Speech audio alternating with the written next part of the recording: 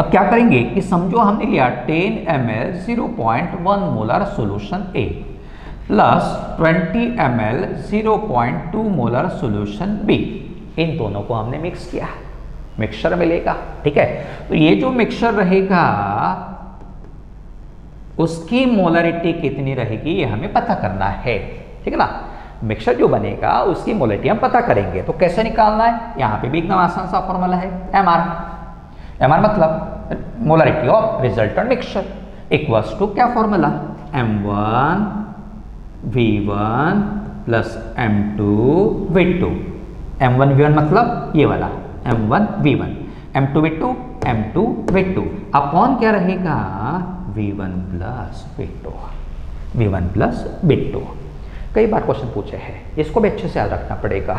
तो इस प्रकार से देखिए एमआर का फॉर्मूला क्या हो गया, M1 V1 plus M2 V2 upon V1 plus V2।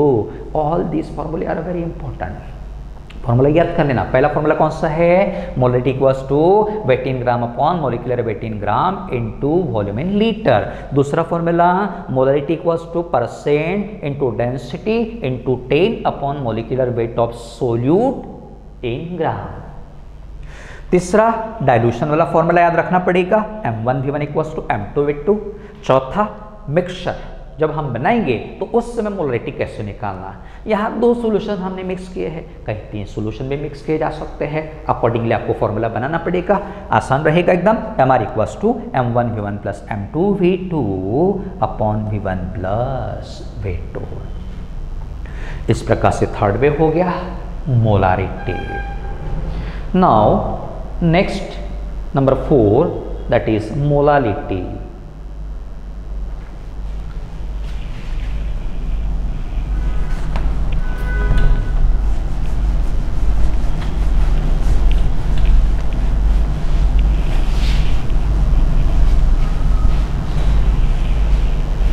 Number 4 हम लेंगे मोलालिटी। अब देखिए यहाँ पे भी सिमिलर वे में हम जाएंगे, एग्जाम्पल वही लेंगे। 73 ग्राम HCl is now dissolved in 1000 gram of water. अब देखिए यहाँ पे सॉल्वेंट आपको कंसिडर करना है, सॉल्यूशन नहीं। मोलालिटी डिटरमाइन करते समय किसका वेट कंसिडर करना है, सॉल्वेंट का। सॉल्यूशन का वेट या वॉल्यूम कंसिडर नहीं करना है, ये आपको अच्छे से याद रखना पड़ेगा। उसके बाद 73 ग्राम यानी कितना होगा, तो 2 मोल्स अभी हमने डिटरमाइन किया था समवेयर, देखिए जरा 2 मोल्स ऑफ HCl प्रेजेंट ए 1000 ग्राम को हम केजी में कन्वर्ट करेंगे। बताइए जरा 1000 ग्राम में कितना केजी होता है, तो 1000 ग्राम 1 kg ऑफ वाटर जो कि सॉल्वेंट है। ठीक है, तो 1 kg सॉल्वेंट में इस सोल्यूट के कितने मोल डिसॉल्व है, देखिए रहे 2 मोल। ठीक है, इसी 2 मोल को कहना मोलालिटी।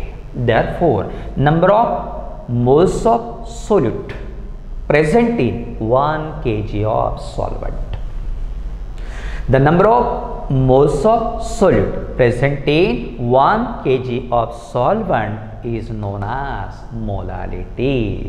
सॉल्वेंट का वेट आपको याद रखना है, फिक्स रहेगा 1 kg। ठीक है, इस 1 kg सॉल्वेंट में सोल्यूट का जितना भी मोल प्रेजेंट रहेगा उसे आप मोलरिटी कहोगे। फिर फॉर्मूला क्या रहेगा, एकदम आसान सा फॉर्मूला है, कोई दिक्कत तो आनी नहीं चाहिए। Number of moles of solute, number of moles of solute upon क्या रहेगा, mass of solvent in KG. Number of moles of solute upon mass of solvent in KG, इस प्रकार से फॉर्मूला रहेगा। तो देखिए अब इससे हम क्या करेंगे, यूनिट डिराइव कराएंगे। क्या रहेगा यूनिट बताइए तो जरा, नंबर ऑफ मोल्स का यूनिट रहेगा mole upon mass of solvent in KG ने दिख ही रहा है केजी, तो मोल पर केजी या आप इसके लिए small m can be used, इसको मोलाल पढ़ेंगे। स्मॉल m भी यूज किया जा सकता है, स्मॉल m को मोलल पढ़ना। इस प्रकार से आइदर मोल पर केजी और मोलल यूनिट रहेगा फॉर मोलालिटी। ठीक है, अब टेम्परेचर के साथ क्या रिलेशन रहेगा देखिए जरा। यहाँ फॉर्मूला हमारे पास है, इसमें मोल्स दिख रहे हैं, मोल्स वेट पे डिपेंड होते हैं, वेट टेम्परेचर पे डिपेंड नहीं रहता। नीचे में मास दिया है सॉल्वेंट का, ये भी टेम्परेचर इंडिपेंडेंट रहता, इसलिए मोलालिटी इंडिपेंडेंट ऑफ टेम्परेचर। याद रखना, molality is independent of temperature. Exam में क्वेश्चन पूछे गए हैं कि which one among the following is independent of temperature, आपको पता होना चाहिए। मोल फ्रैक्शन हो गया, मोलारिटी, ये दो पैरामीटर्स, ये दो वेज ऐसे हैं which do not depend on temperature, right. उसके बाद कुछ फॉर्मूले हैं हमारे पास, वो भी आप याद कर लोगे। मोलारिटी इक्वल्स टू क्या रहेगा, wait of solute in gram upon molecular weight of solute in gram into mass of solvent in kg। ये दोनों वेट और मोलिकुलर वेट सोल्यूट के रहेंगे, ग्राम में ही लिखना, सिमिलर टू मोलारिटी है, आपको दिख ही रहा है, और यहाँ mass of solvent in KG रहेगा। ये पहला फॉर्मूला है। और दूसरा जो फॉर्मूला रहेगा that relates molarity and mole fraction, इन दोनों को रिलेट करेगा।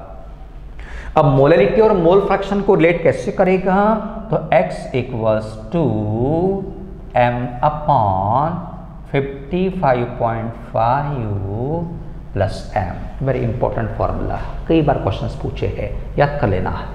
This indicates mole fraction, this indicates molality, दोनों के बीच में रिलेशन अच्छे से याद रखो।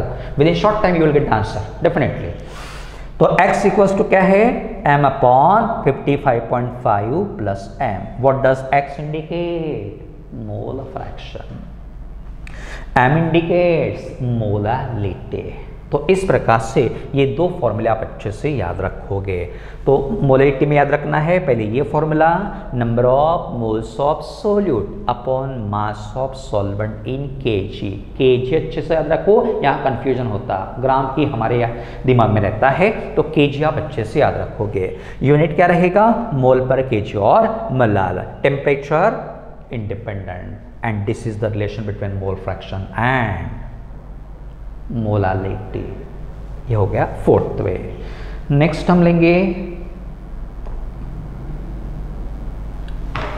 Number 5 is the parts per million.